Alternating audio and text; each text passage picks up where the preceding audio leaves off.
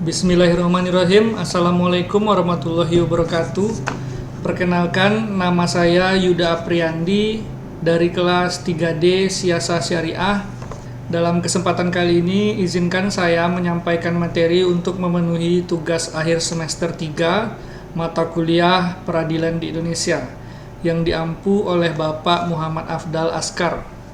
Dari beberapa materi yang ditentukan oleh Bapak dosen, saya mencoba mengambil dan menyampaikan materi mengenai peradilan hak asasi manusia.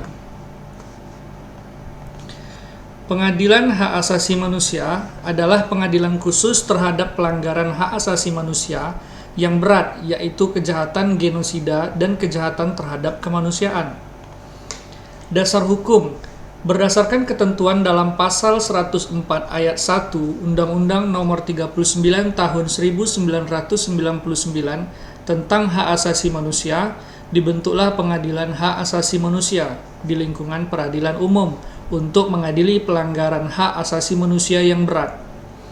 Pembentukan Pengadilan HAM dituangkan dalam Undang-Undang Nomor 26 Tahun 2000 tentang Pengadilan Hak Asasi Manusia yang ditetapkan pada tanggal 23 November tahun 2000 dan telah dijalankan dan dengan dibentuknya pengadilan HAM ad hoc untuk kasus pelanggaran HAM yang berat yang terjadi di Timur Timur. Jadi, kasus pertama semenjak dibentuknya pengadilan HAM ini adalah saat menyelesaikan kasus yang terjadi di Timur Timur. Pengadilan HAM merupakan pengadilan khusus yang letaknya berada di lingkungan peradilan umum. Pengadilan HAM berkedudukan di daerah kabupaten atau daerah kota yang daerah hukumnya meliputi daerah hukum pengadilan negeri yang bersangkutan. Pengadilan HAM berwenang juga memeriksa dan memutus perkara pelanggaran hak asasi manusia yang berat yang dilakukan di luar batas teritorial wilayah Negara Kesatuan Republik Indonesia oleh warga negara Indonesia.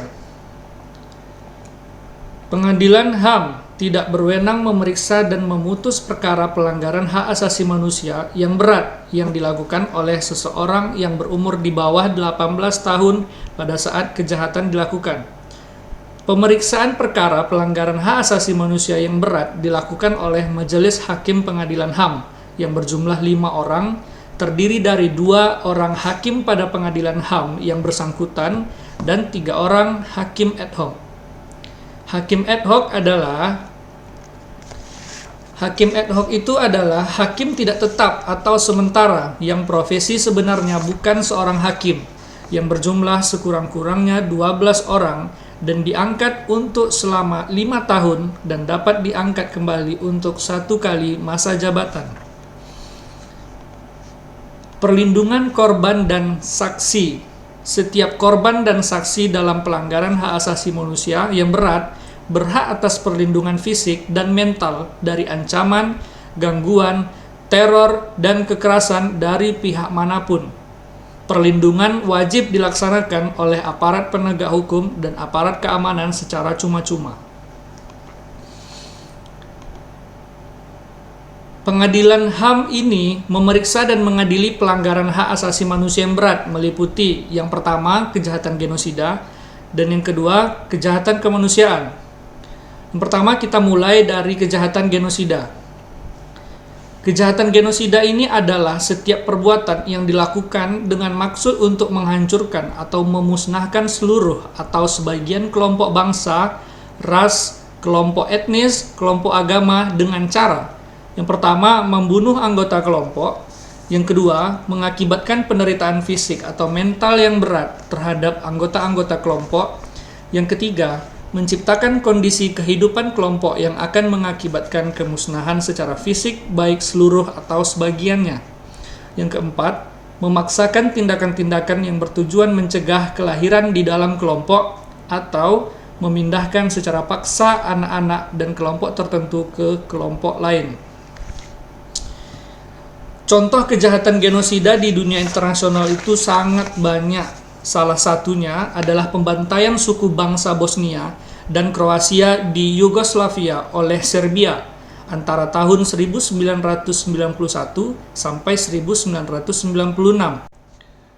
Berikut beberapa cuplikan gambar yang menggambarkan pembantaian suku bangsa Bosnia dan Kroasia di Yugoslavia oleh Serbia.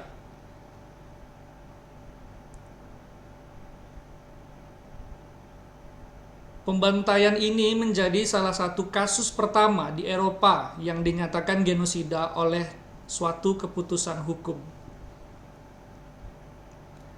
Contoh kedua adalah pembantaian suku Hutu dan Tutsi di Rwanda pada tahun 1994 oleh terutama kaum Hutu.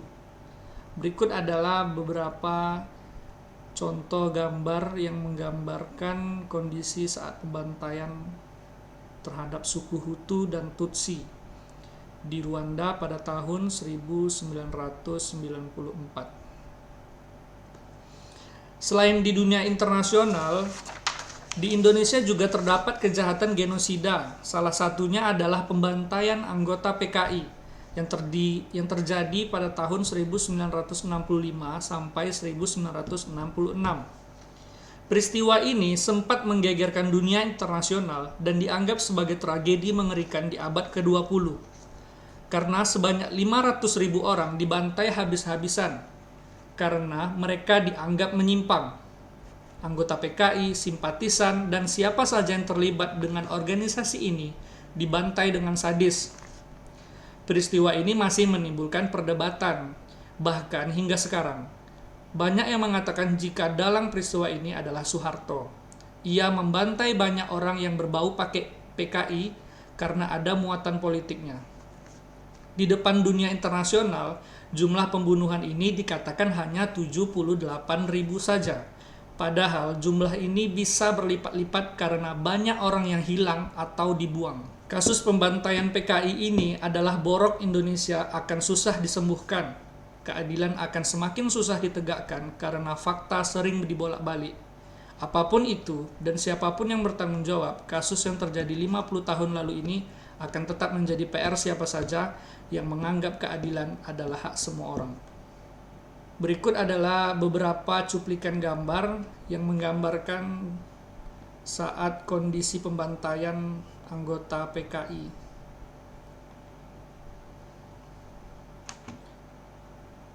Jadi dalam peristiwa saat itu, siapapun yang berbau PKI itu dibantai pada saat tahun itu. Dan banyak makan korban. Contoh kedua, di Indonesia, tepatnya di Sulawesi Selatan, adalah pembantaian Westerling tahun 1946 sampai 1947. Jadi karena Belanda itu belum menerima kedaulatan Indonesia yang telah merdeka pada tanggal 17 Agustus 1945, Belanda itu menekan rakyat sipil untuk terus tunduk dan patuh kepada pemerintahannya. Seperti yang terjadi di Sulawesi Selatan pada bulan Desember 1946 sampai Februari 1947. Belanda itu mengumpulkan banyak orang yang dicurigai sebagai penjahat dan pejuang, lalu mengeksekusinya di tempat. Orang yang melakukan operasi ini bernama Raymond Pierre Paul Westerling. Jadi menurut cerita beberapa saksi mata yang masih hidup, pria dewasa ini dikumpulkan di tengah lapangan dan disuruh membuat galian. Setelah itu tentara Belanda akan menembaki satu-satu orang ini sehingga tidak bernyawa dan ambruk ke lubang hingga tentara akan mudah untuk menguburnya. Diperkirakan dalam pembantaian ini sekitar 40.000 orang yang meninggal di kasus yang sampai dibawa ke pengadilan internasional ini. Berikut beberapa cuplikan gambar yang menggambarkan situasi saat pembantaian Westerling di Sulawesi Selatan. Mereka ini, masyarakat Sulawesi Selatan pada saat itu tuh dianggap pejuang atau penjahat oleh Belanda, dikumpulkan dalam suatu lapangan dan ditembak satu persatu hingga meninggal dan langsung dikuburkan saat itu juga. Selanjutnya kita membahas mengenai kejahatan kemanusiaan.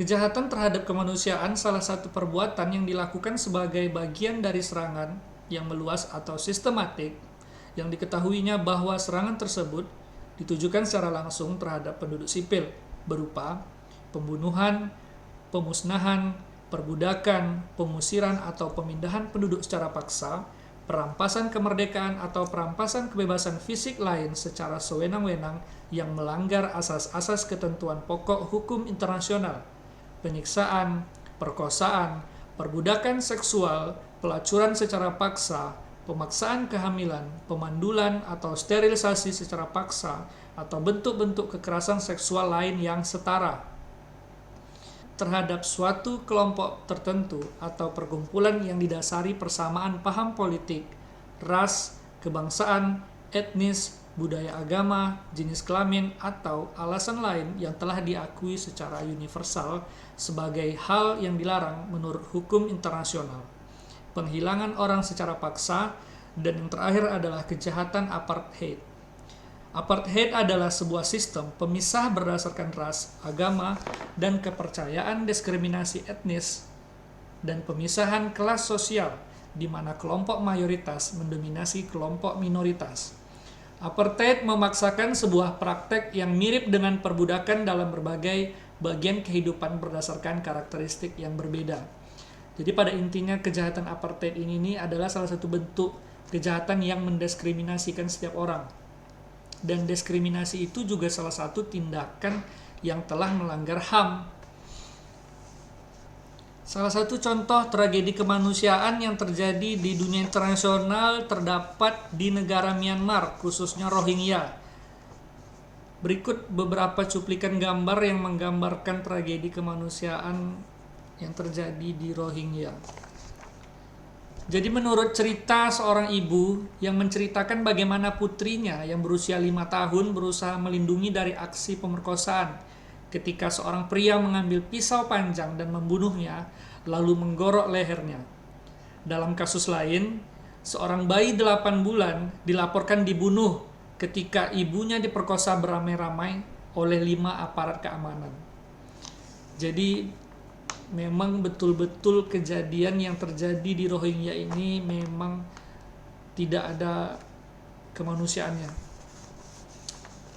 Begitu parah kejadian yang terjadi di Rohingya.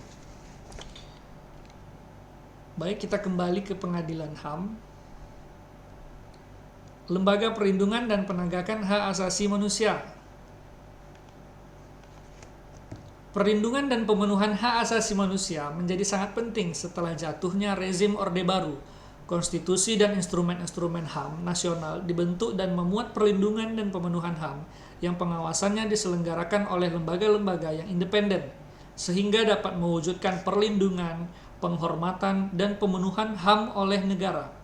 Oleh sebab itu, kita selaku masyarakat harus mengetahui dan memahami lembaga-lembaga yang melindungi hak asasi manusia di Indonesia maupun di dunia secara umumnya.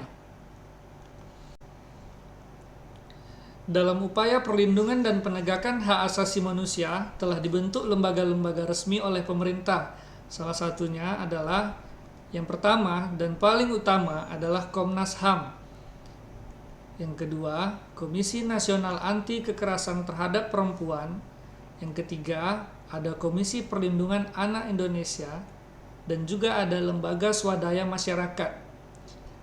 Sebenarnya, banyak sekali di Indonesia lembaga-lembaga resmi yang bergerak dalam perlindungan dan penegakan hak asasi manusia. Salah satu lembaga besarnya ada yang sudah saya sebutkan. Baik, hanya itu yang dapat saya sampaikan. Lebih dan kurang saya mohon maaf. Saya akhiri. Assalamualaikum warahmatullahi wabarakatuh.